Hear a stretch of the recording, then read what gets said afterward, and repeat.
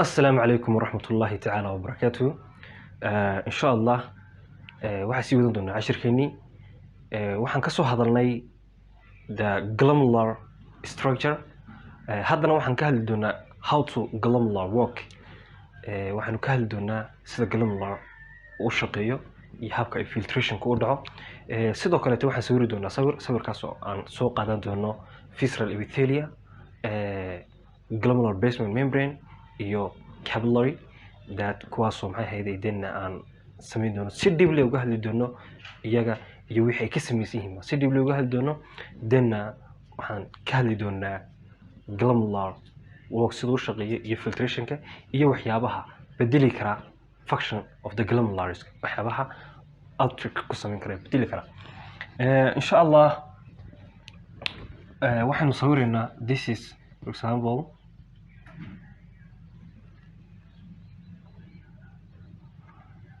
this one.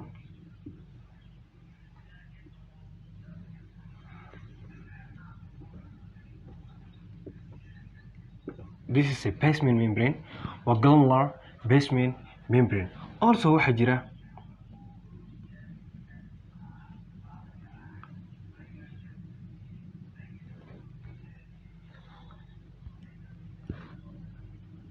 this here waxa weeye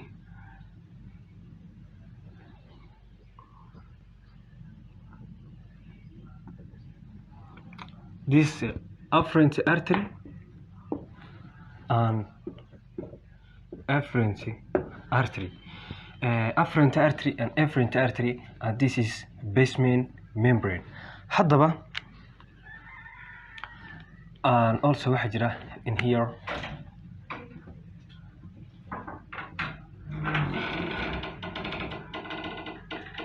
here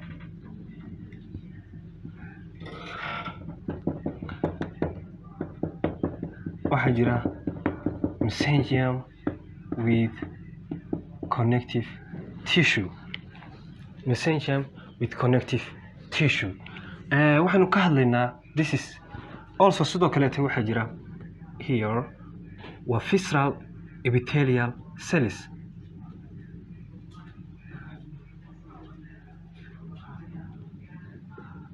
Visceral epithelial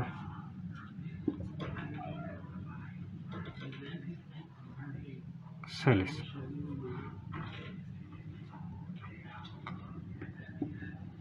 Visceral epithelial cells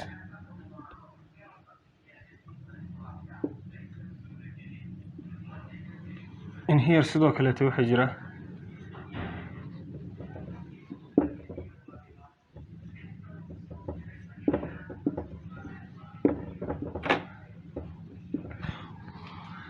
parietal epithelial cells and proximal convoluted tubes and loop helices. Haddaba markaynu ka hadlayno marka hore waxaan si dib leh uga hadlaynaa this capillary. Capillary wuxuu leeyahay waa very specific type endothelial cells. Endothelial cells buu leeyahay. In here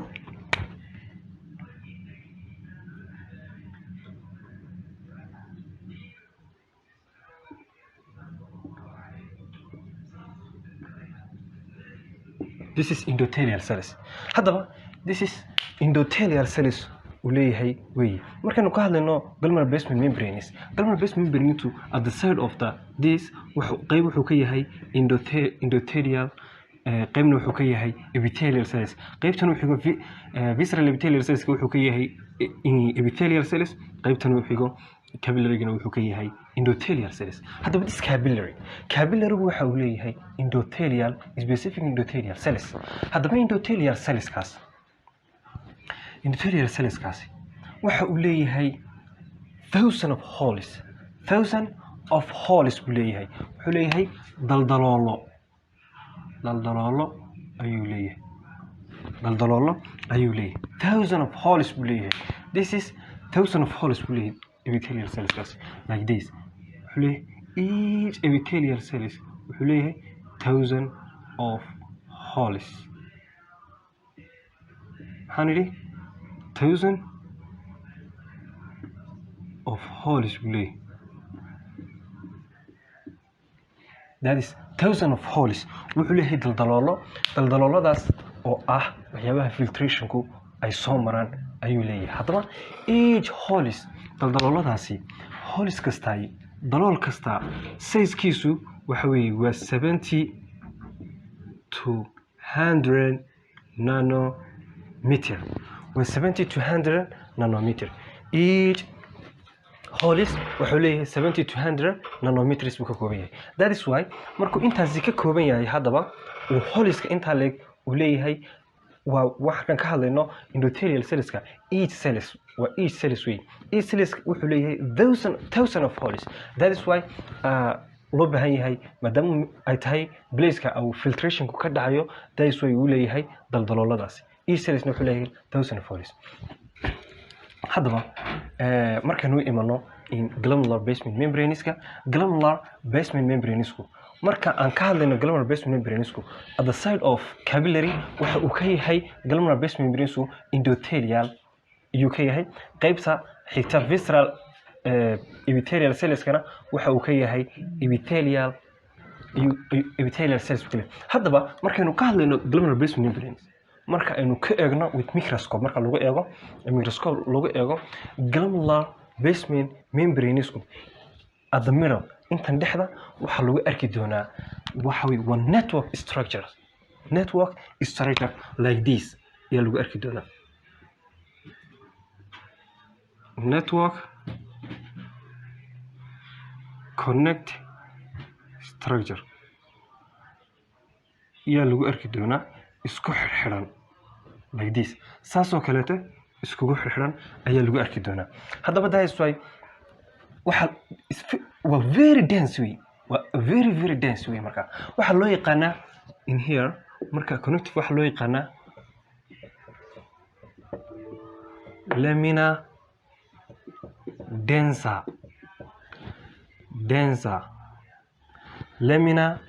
densa baa loo yaqaanaa lamina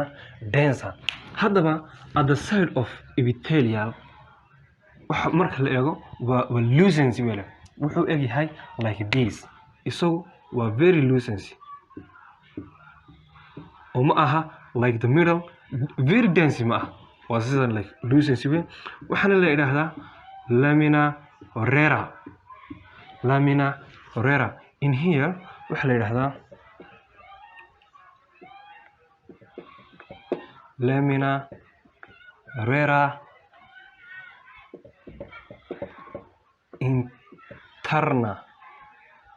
interna haddaba in here waxa la yiraahdaa lamina rara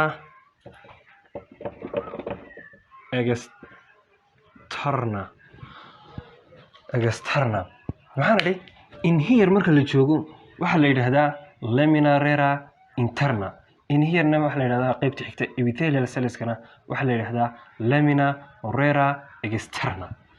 that is wa glomerular basement membranes haddaba glomerular basement membraneskaas laftirkiisu isaga muxuu ka samaysan yahay wuxuu ka samaysan yahay waa collagen isuu ka samaysan yahay for example haddaan soo qaadano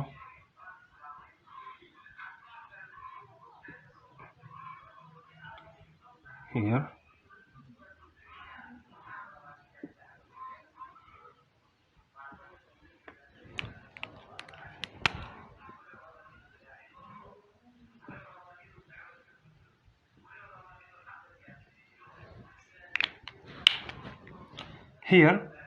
waxaan idhi this is wuxuu ka samaysan yahay collagen haddaba intan markaan eegno intaasi waxa ay ka samaysan tahay waa collagen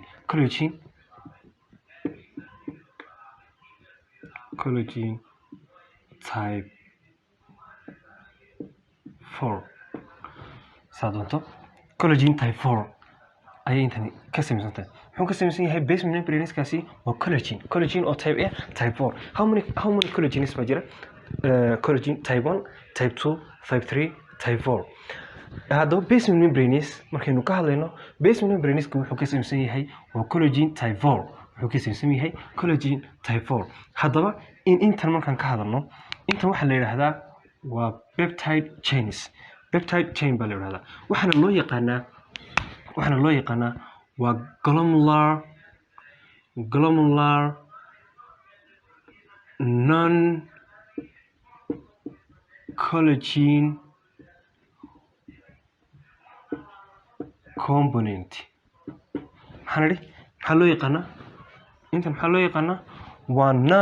waa glomerular non collagen component baa loo yaqaanaa waa glomerular non collagen component. This is a peptide. haddaba sometimes waxaa jira here waa 3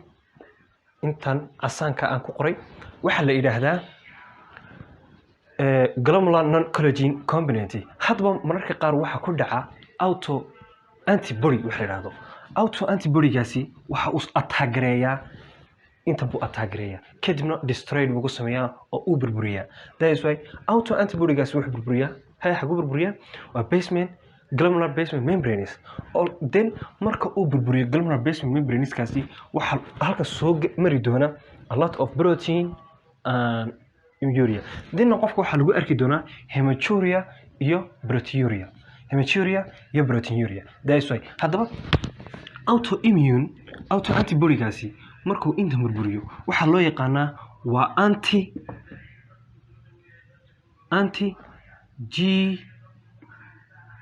GPM oo ah anti glomerular basement membranes oo la yiraahdo glomerulonephritis baa loo yaqaan marka glomerulonephritis baa loo yaqaan. Then qofka waxa lagu arki doonaa hematuria iyo proteinuria lagu arki doonaa. haddaba waxa la oran then markuu inta burburiyo lagu arki doonaa. Sometimes waxa dhacda in auto antibodygaasi sidoo kale marka uu burburiyo glomerular basement membraneska also sidoo kale wuxuu burburiyo other basement of the body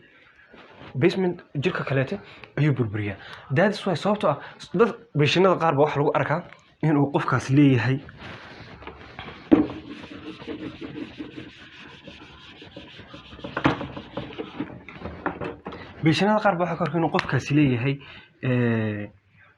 wuxuu yeelan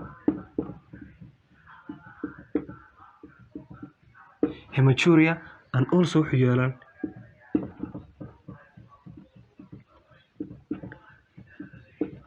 hemoptysis. Hematuria waa kaadidhiig marka lagu eego with microscope ureta ayaa lagu arki doonaa blood la socda. haddaba hemoptysisna waa qofkii oo soo qufacaya blood. That is why sometimes autoimmunekaasi waxa uu sameeyaa in maxay hayday uu burburiyo glomerular basement membraneska and also wuxuu burburiyaa waa alveolar basement membraneska. That is why qofka loogu arkayo hemoptysis and hematuria ayaa lagu arki doonaa.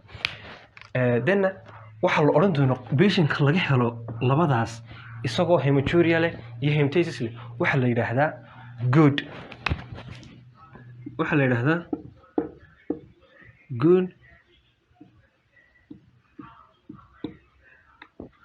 Pasteur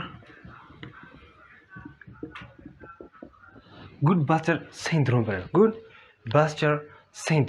yaa la yiraahdaa. maxaa la yiraahdaa good Pasteur syndrome baa la yiraahdaa. Dad micnaheedu maaha in uu maxaa hayday good Pasteur syndrome kaas micnaheedu maaha inuu fiican yahay qofku laakiinse marka ay normal yihiin ayna waxba qabin glomerular basement membraneska suu normal yahay iyo alveolar basement membraneska suu normal yahay qaabkaasi waa qaab good ah. laakiin marka uu burburo waxa la oranayaa good Pasteur syndrome sababtoo ah qaabkii wanaagsanaa ayaa waxa ku imiday disorders way micnaheedu lama oranayo qofkaas uu fiican yahay lama oran karo. That is why haddaba markaynu ka hadalno intaas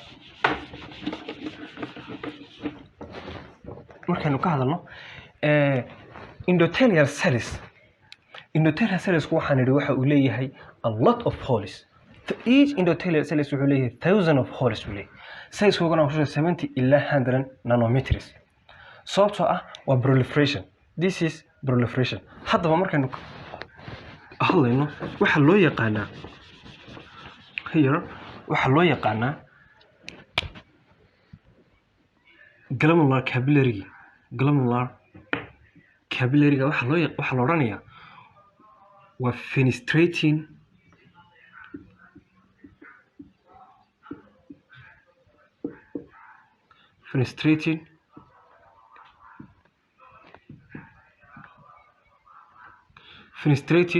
capillary baa la oranayaa fenestrating capillary because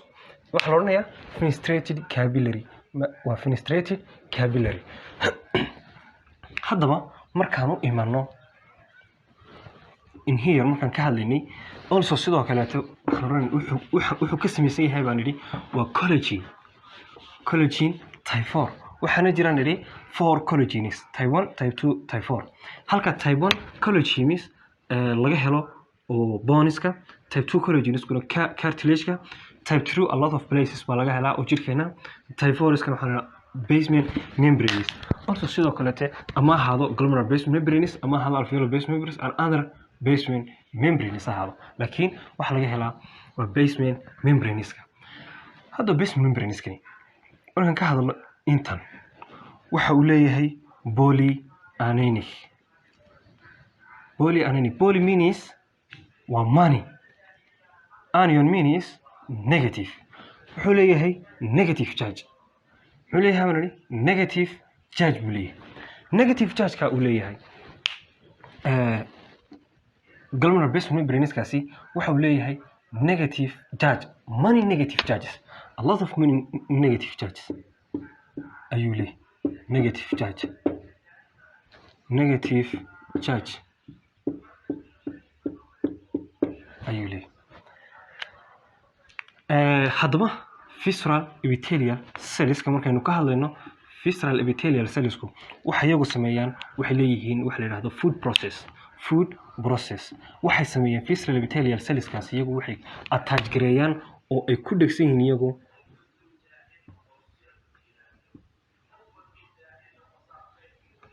basement membraneski ay attach gareeyaan oo ay iyagu ku dhegsan yihiin say u attach gareeyaan marka basement membraneskaas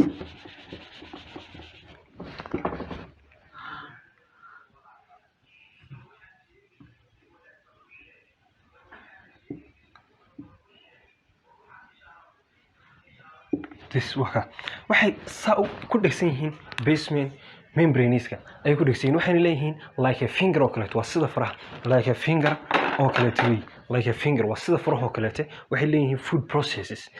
processeskaasi haddaba cells waxa uu sameeyaa interdigitated waxa la yiraahdo oo isdhex gashan yihiin sidaas oo kaleeto like a food process ay leeyihiin like this oo kaleeto saas markay yihiin like a food processes in here like this bay sameeyaan. that is why haddaba like this ay sameeyaan waxa jira maadaama interdigitated yihiin oo sidaas yihiin waxa jira holes baa jira halkaasi holeskaasoo ah holeska oo filtrationku uu sii mari doono waayo marka uu filtration soo maraan wuxuu soo maraa filtrationkaasi wuxuu soo maraa holeska soo maraa this endothelial cells and glomerular basement membrane and then visceral and this visceral cells. haddaba holeskaas waxa loo yaqaanaa waxa la yiraahdo filtration slide baa loo yaqaanaa. and also sidoo kaleete waxa jira halkaas waxa jira diaphragm waxa la yiraahdo diaphragm oo thin very thin ah diaphragmkaas oo loo yaqaan oo ka samaysan isagu wuxuu ka samaysan yahay protein kaasoo loo yaqaano nephrin baa loo yaqaanaa that's waxa loo yaqaanaa nephrin ayaa loo yaqaanaa. haddaba food processingkaas like a fingerka ay yihiin visceral epithelial cellsku shaqadooda kaliya haati ma aha inay hayaan ama ay attach gareeyaan basement membraneska laakiinse waxay sameeyaan in ay sameeyaan filtrationka oo dalooladan yar u dhaxeeya each cells of the visceral cells epithelial cellska oo la yiraahdo daloolkaas oo la yiraahdo filtration slide-ka ayuu filtration mara. hadda waxay sameeyaan like a food process in here marka uu soo maro fluids marka xaga soo maro wuxuu soo maray halkan here and here then wuxuu ka soo baxaa filtration slide-kaas ayay ka soo baxaa. haddaba also markaynu ka hadlo waxa jira in here epithelial cells celloglycoprotein waxa la yiraahdaa jira celloglycoprotein kaas oo leh negative charge wuxuu leeyahay negative charge ayuu leeyahay negative charge ayuu leeyahay negative charge waxa jira waa many glycoprotein is in here wuxuu leeyahay negative charges weey hadaba markaynu ka hadalno slide-kan markaan ka hadalno slide-kaasi waxaan idhi holiska waxaan idhi waa 70 to 100 nanometer size-kiisu hadaba slide-kan isaga slide-kani waxa weeye waa 20 ilaa 30 nanometer size-kiisu this is very wide aad buu ballaaran yahay this is very narrow kani aad buu yahay taa micnaheedu waxa weeyaan halkan waxaa jira size barrier waxa la yiraahdo oo maxaan idhi shay kasta oo filtration-ka ah laba shay buu loo barrier gareeyaa this is size barrier baa jira size barrier maxay tahay every molecules weight-kiisu uu high yahay oo weyn yahay size-kiisu uu weyn yahay halkan ma mari karo because of halkan filtration slide-kaasi hole-kani waa mid narrow ah every molecules oo maxaa hayday uu leeyahay size-kiisu uu weyn yahay halkan ma mari karo for example aan ka soo qaadnay marka for example aan ka soo qaadno RBC sidoo kale WBC aan ka soo qaadno size-koodu iyagu waa weyn size-koodu waa high that's why ayna u soo marayn halkan way soo mari karaan oo halkan way soo mari karaan laakiin in here ma mari karaan sababtoo ah waa size barrier maadaama size-koodu kuwan high yahay halkan uu narrow yahay ma marayo that's why waa size barrier for example waxa kale toon ka hadlaynaa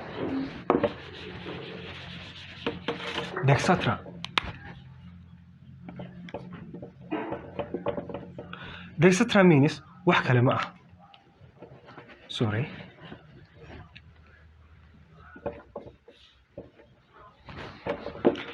Dexatra markaynu ka hadlayno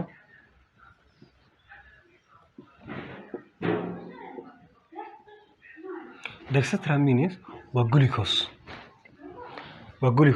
hadaba qofka markuu glucose soo qaato glucose taasi waxay samaysaa different ay samaysaa sometimes waa size-keedu waa very low laakiin waxay samaysaa in maxay ahayday uu noqdo positive charge sometimes waxay samaysaa positive charge sometimes waxay samaysaa neutral and negative charge bay samaysaa sometimes neutral bay samaysaa this is what difference size-keedu waa laakiin mar positivity mar negative marna neutral way all san ka hadal markay halkan soo marto si fudud bay ku gudbi kartaa wax kale toon ka hadlaynaa for example aan ka hadli doonaa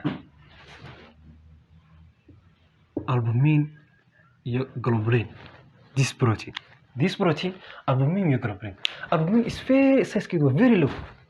that's why halkan soo mari kartaa way mari kartaa halkan way mari kartaa laakiin iyadoo size-keedu very low yahay still don't pass here why still ma gudbi karta xiga iyadoo size-keedu uu yar yahay haddana ma gudbi karta xiga sababtoo ah kaliya haatay glomerular layersku ma aha size barrier only ma aha sidoo kaleete waa charge barrier this here waxa jira waa celloglycoprotein loo yaqaano oo ah negative charge this layers waa negative charge and this layers waa negative charge also visceral epithelials waa negative charge all the layer of the glomerular has negative charge haddaba albumin size-keedu maadaama fur loo yahay halkan mari karto laakiin charge-keeda ah negative that's why no mari sababta markaan ku noqono in V6 shay kasta oo charge-koodu isleeyihiin u isdiidaa shay kasta oo charge-koodu kala duwan yahayna u soo jiita that is in V6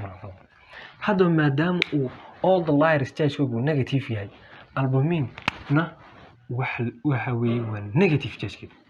That is why ayna u samarin oo waxa jira charge barrier ayna u samarin. maadaama this protein uu yahay very small, iyagu waxay leeyihiin protein waxay leeyihiin negative charge. haddii ay positive charge lahayn markaaba way goyn. But sometimes waxa jira albumin laga arki karo urine marka microscope laga eego waa marka uu jiro disorders. waxa jira xanuun loo yiraahdo minimum change glomerulopathy ama glomerular sclerosis. haddaba waxa uu ku dhacaa waxa uu sameeyaa isagoo marka lagu eego this layers microscope marka lagu eego epithelial cells normal way, glomerular basement membrane normal way, and visceral epithelial cells normal way. But laakiin haddana waxa kaadi laga arkayaa protein urea, protein albumin, a lot of albumin baa laga arkaya. Why? This minimum change glomerulopathy-gu waxa uu sameeyaa isagoo this charge in basement membranes ayaa wuxuu ka dhigaa neutral. This charge muxuu ka dhigayaa neutral. This charge markuu neutral ka dhigo maadaama charge-keedu ahaa albumin negative oo charge barrier ahayd si fudud bay markaa ku gudbaysaa. maadaama size barrier aan ahayn oo size-keedu very low yahay si fudud ayay ku gudbaysaa. daayso markaa waxaa laga arki doonaa protein urea yaa laga arki doonaa in the urine. hadda markaynu ka hadlayno in the urine laga arki doonaa. in here filtration-ka markaynu ka hadlayno in here fenestrated capillary markaynu ka hadlayno. haddaba fenestrated capillary-gaasi markuu charge-ku dhacayo capillary-ga waxaan idhi wuxuu leeyahay very high pressure. maadaama very high pressure jiro waxaas sababta uu u dhacayo filtration-ku waxa weeye maadaama xagga very high pressure jiro this holes wax fudaanaysa inuu pressure-kaasi fluidski uu halkan mari karo taas way fudaanaysa maadaama capillary jiro very high pressure. aan hore usoo sheegnay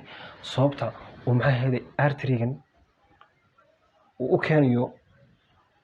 blood-ka una artery ugu soo shubay veins maadaama jirka kale oo dhan every capillary waxa keena artery vein baa ka qaada. maadaama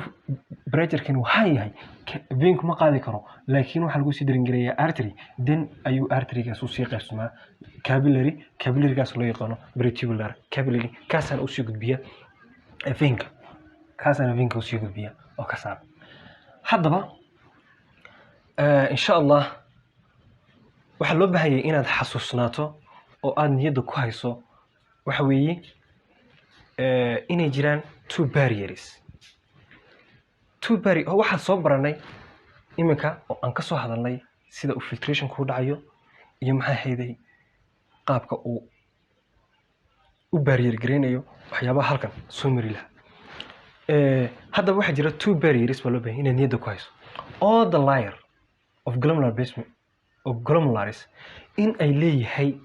negative charge wa all the layer endothelial layers, glomerular basement membranes and epithelial layers oo ah